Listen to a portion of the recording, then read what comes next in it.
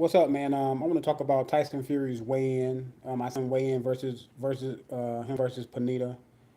Tyson Fury, yes, he's in. Yes, he got himself, in a certain amount of shape by losing the weight that he lost. Um, just what about a year ago, Tyson Fury was almost 400 pounds. It was reported that he was almost 400 pounds. I seen him in an interview about a year ago, and the man was every bit about close to 400 pounds. If not, if he wasn't 400 pounds then, he was close, very close. And the problem with losing a lot of weight, now I don't know how he lost the weight. I don't know if he was on a diet. I don't know how he lost the weight. But the problem with losing 400 pounds, and now he's fighting at two. I think he weighed in today at 258. 3 years ago, he when he fought Klitschko, he weighed in at 246. If you look at his body, even though he's only what 12 pounds heavier than he was for Klitschko. If you look at his midsection is so flabby. His midsection is flabby because he lost all that weight so quick, and his skin did not. The elastic of Tyson Fury's skin did not settle back in because he lost the weight so fast, so quickly. And yes, he was never an Adonis. He's never gonna look like Anthony Joshua. He's never gonna look lean like uh, Deontay Wilder. But if you go look at how tight his body was for that Tyson Fury fight, see, this is what I mean about this man is not. He's not in, to me, efficient body shape to fight Wilder next. Now he can get himself in better shape because I think the Wilder fight is going to be what, at least what, 2 months away, almost 3 months away, so he can get himself in better shape.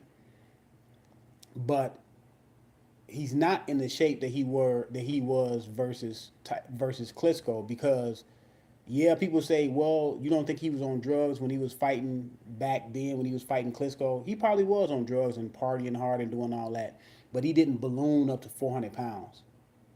You know what I'm saying? He didn't have the breakdown that he had mentally after the Klitschko fight. Before the Klitschko fight, he didn't have that. He didn't have those issues going on. That's what I'm saying about the issues that he had going on. Not only mentally, but him being in physical shape to fight at an elite level. That's why I said that Tyson Fury was at least 2 or 3 fights away from fighting, the cream of the heavyweight division. Even Ortiz, I would probably pick Dillian White. I would definitely pick Ortiz to beat him. I probably would pick Dillian White to beat Fury at this stage. And I hold Deontay Wilder and Joshua at a higher regard than those guys. And so if those guys are gonna beat him, if I think them two can beat him, I believe wholeheartedly Joshua and Wilder can beat him at this stage in the condition that he's in. But like I said, he has to look good tomorrow. I did a previous live, and I kept going on and off because I didn't have good quality of connection. But I'm gonna kind of repeat what I said a little bit then, just in case that video was messed up. I didn't delete it. I just uploaded it. But he he has to look good in this fight, like really really good. He cannot struggle. He cannot look lethargic. He can't run out of gas. I know I didn't see his last fight, but people say he didn't look good physically. His wind didn't look good, and that's the thing about having a long layoff is your wind. You gotta get your wind back. You gotta get your stamina back. You gotta get, you know what I'm saying, things like of that nature back to be able to fight the kind of fight that Tyson Fury will have to fight versus Wilder. He can't stand there and punch with Wilder.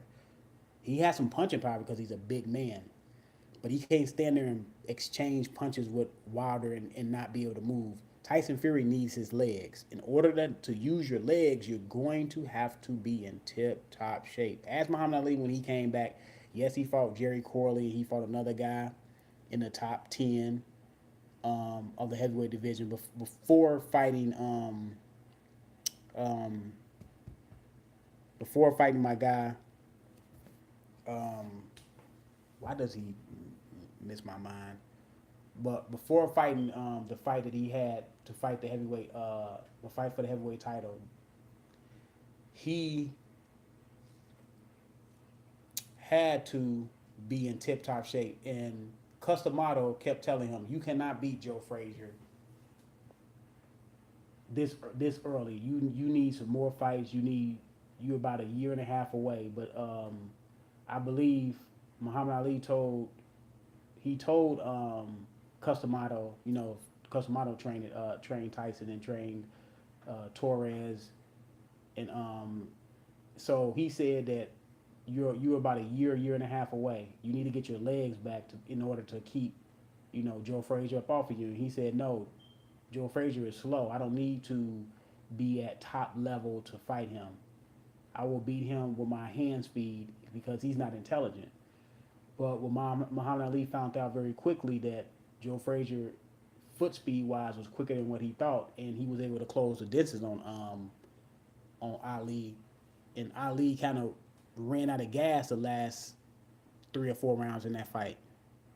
And the type of fight that Ali fought was on your toes and boxing. And people don't realize until you actually do it how hard it is to move and throw punches.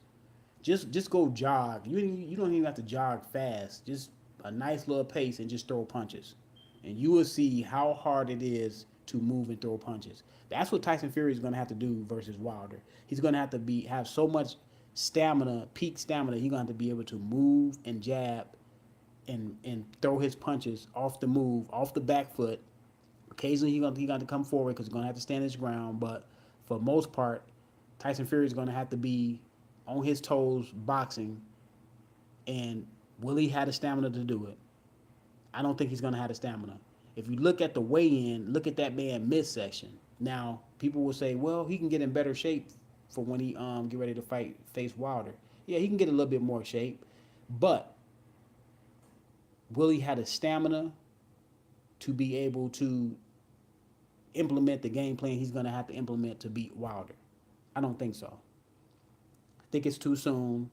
I remember last year him and Frank Warren having a conversation. They had a press conference saying they was not going to rush Tyson Fury.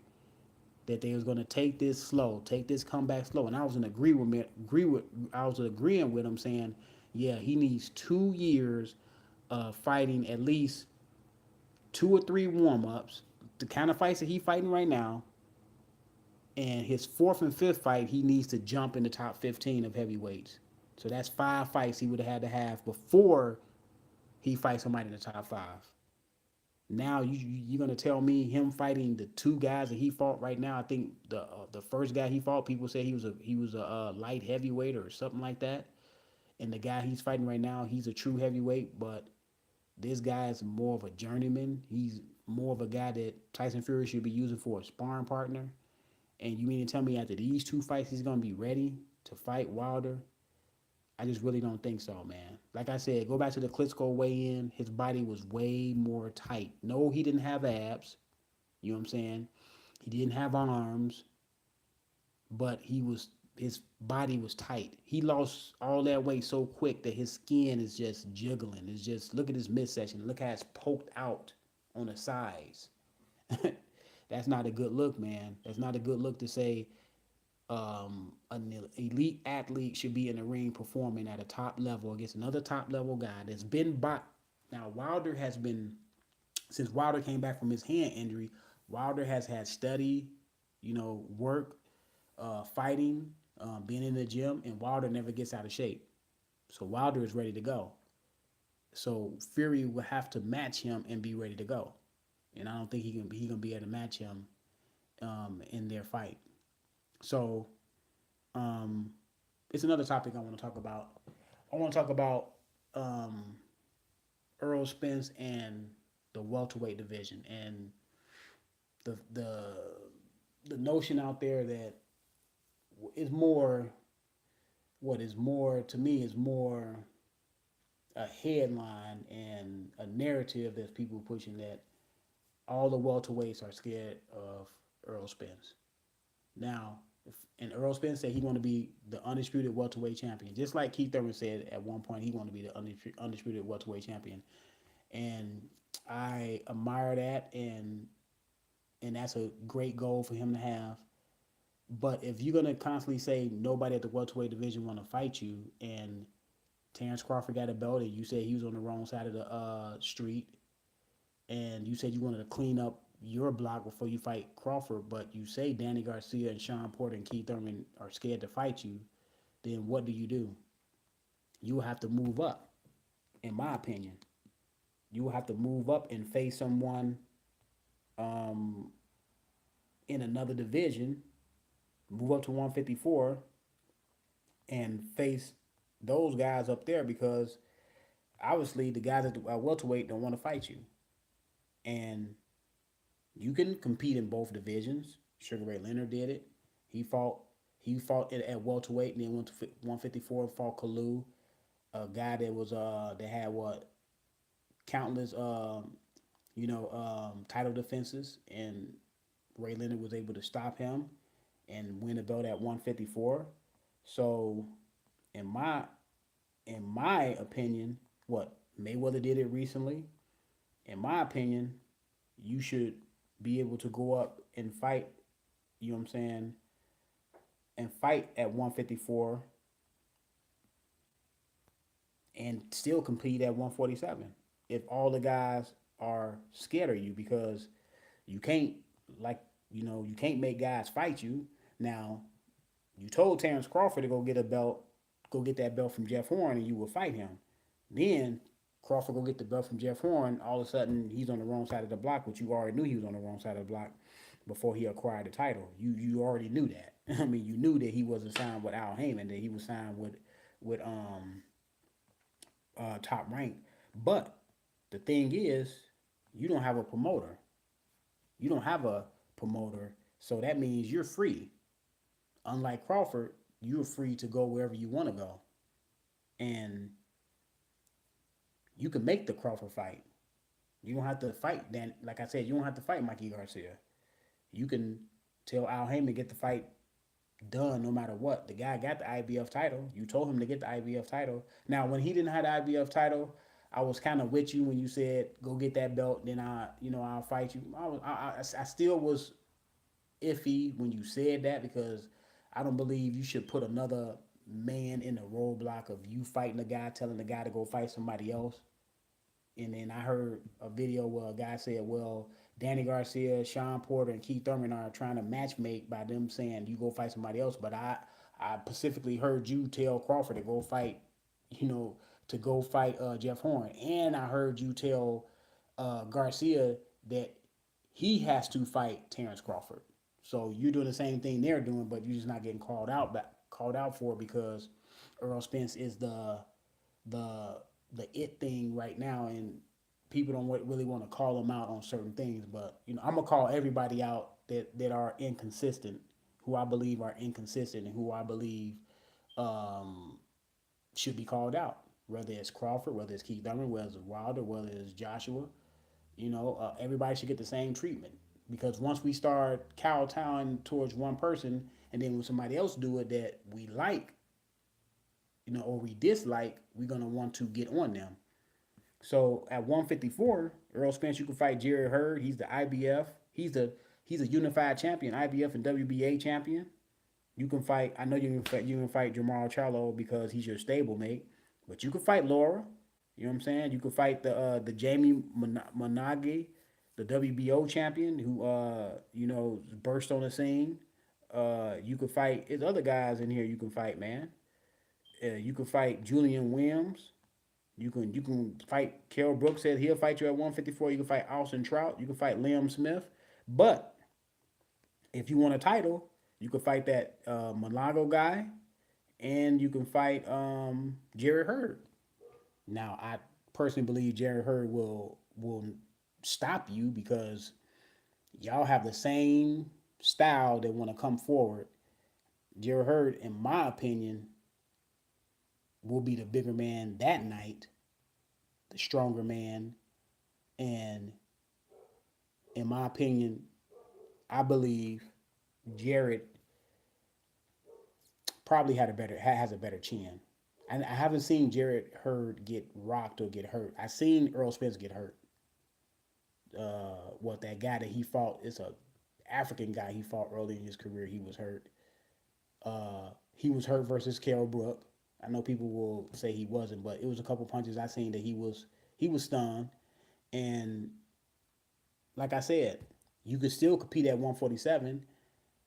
Either these guys are scared of Earl Spence or they're not scared of him, and it's just a narrative that's been pushed.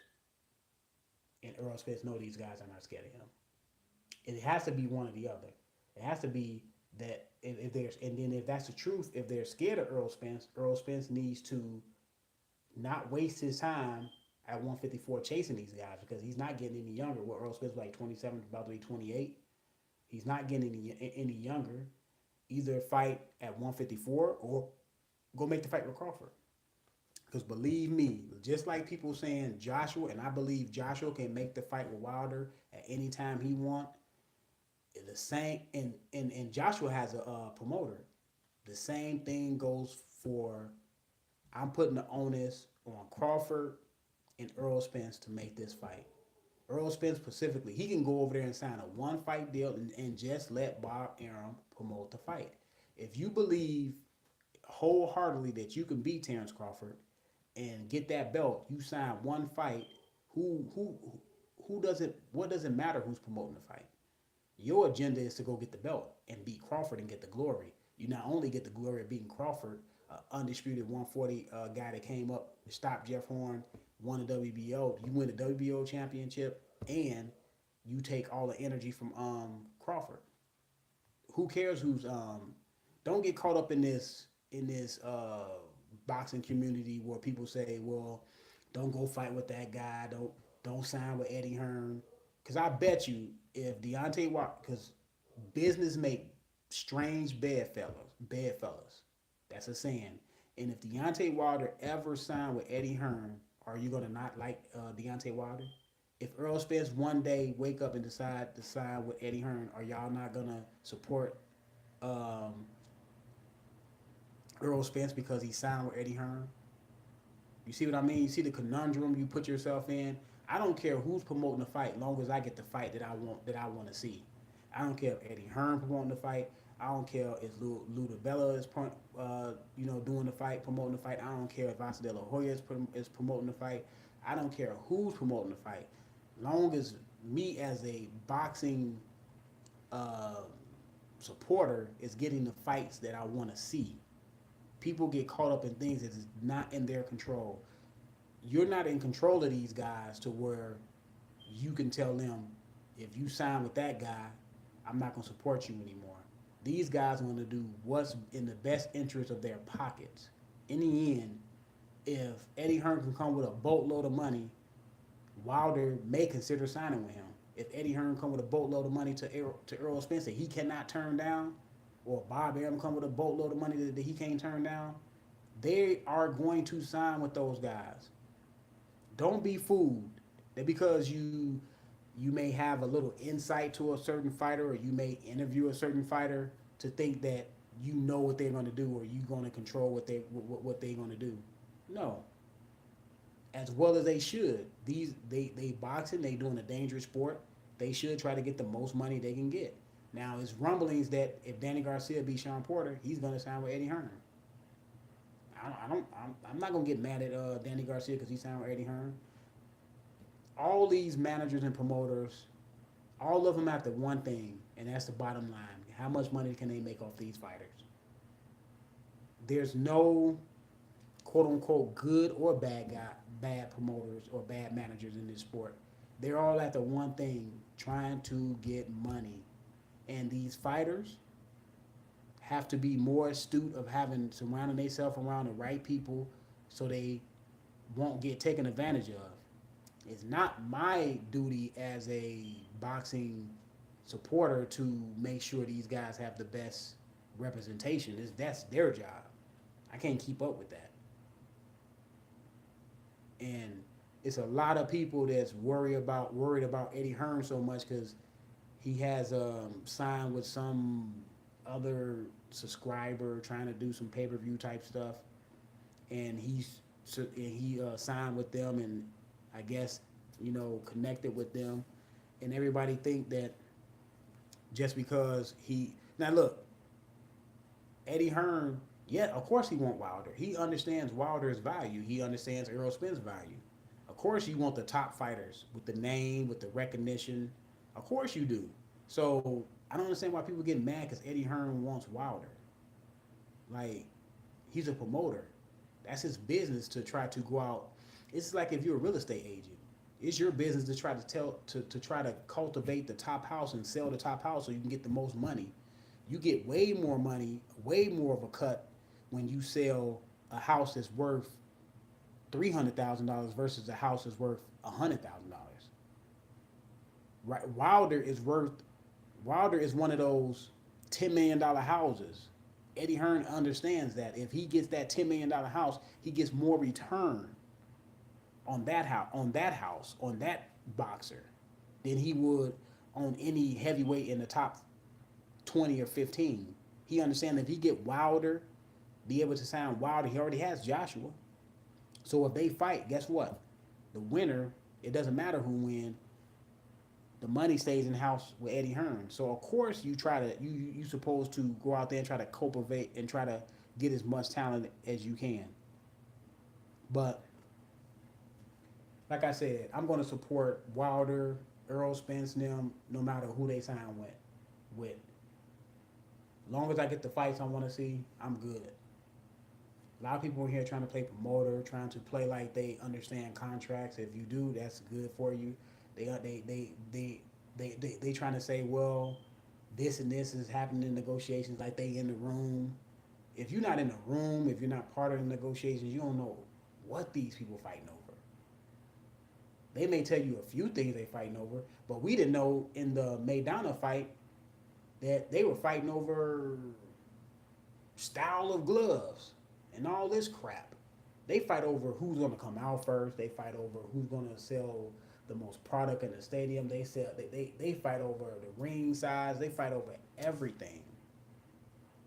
So unless you are in the negotiations or part of the negotiation team, you can't tell me why the fight truly fell apart. But like I said, man, let me know what y'all think about Tyson Fury in this weigh-in, man, because he looks suspect. Now he should beat this guy easy. He should toy with this guy. He should knock this guy out. So, subscribe to the channel, man. I'm out.